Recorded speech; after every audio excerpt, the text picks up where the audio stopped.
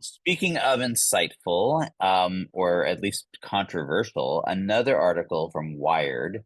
This one was entitled AI Will Evolve into an Organizational Strategy for All. And the basic premise of this article, is making the case that 2025 is going to be the year that we sort of cross the AI chasm, insofar as we go from simply leveraging AI as a tool in the traditional ways to this shift where we start redesigning our organizations to allow for AI and humans to work side by side and re-envision the models. And sorry, I'm probably being a little bit flippant in my little, because we've been talking about this. So the RPA vendors started talking about this, the digital worker and redesigning, almost a decade ago, and it's all been complete poppycock. And I'm probably more bullish on the potential for AI to do that, and for the potential to see some revised ways. I've been a big proponent of flattening hierarchies in organizations, and technology has always been one of the limiting factors of that.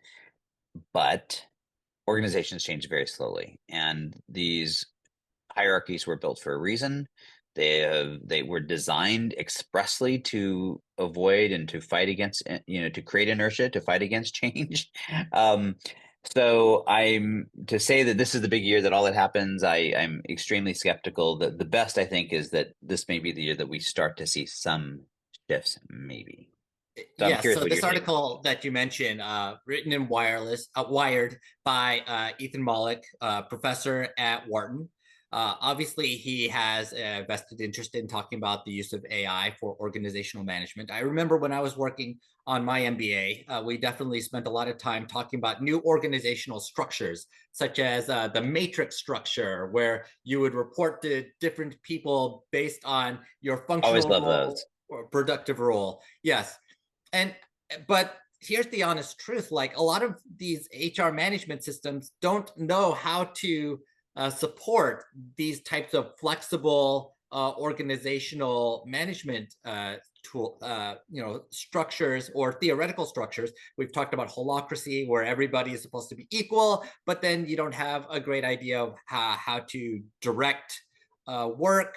If it's too top down, you have too many bottlenecks.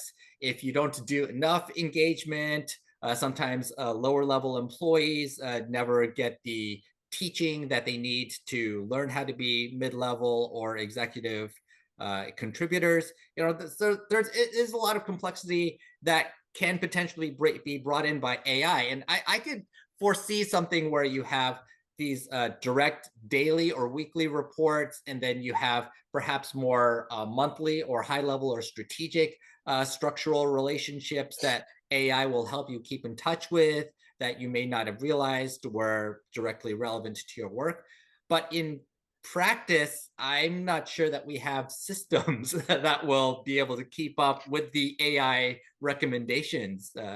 Well, I mean, and that's part of I think his point is that AI can, in fact, become. And look, I almost also a believer that we're going to see, CEO or Microsoft Satya Nadella has been talking about this idea of the transformation of the interface itself, using AI to sort of on the fly create interfaces so that you can sort of solve for some of these problems. And part of, I think, his story here is saying that Gen AI may be the tool that finally enables that, because that has been, like I said, I've been a big fan of holacracy for a long time.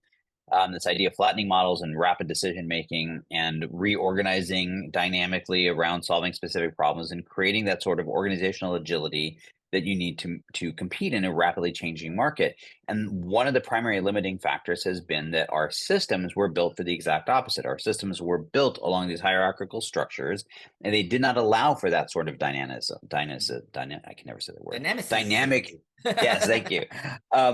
Right, they didn't allow for it. And so the premise here is, if I have AI sort of dynamically creating systems and environments of pulling together data from disparate systems to meet the specific needs at any given time, then suddenly you can realize this.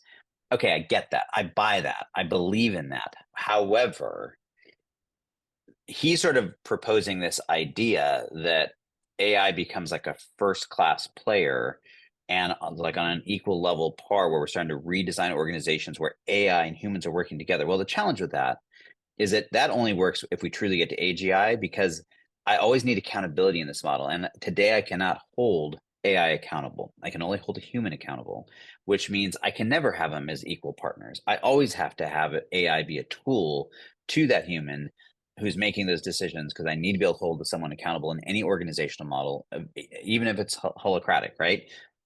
Until we get to AGI, but even then, the question is, let's say I have artificial general intelligence, still, how do I hold that AGI accountable? I still think it becomes this open question. So that's where I look at it and go, I love the thought experiment. And I do think if you're a CIO, you should be asking yourself, how can you start redesigning your organization to leverage AI to drive faster business processes and to drive more agility? But I think this article is getting over its skis a little.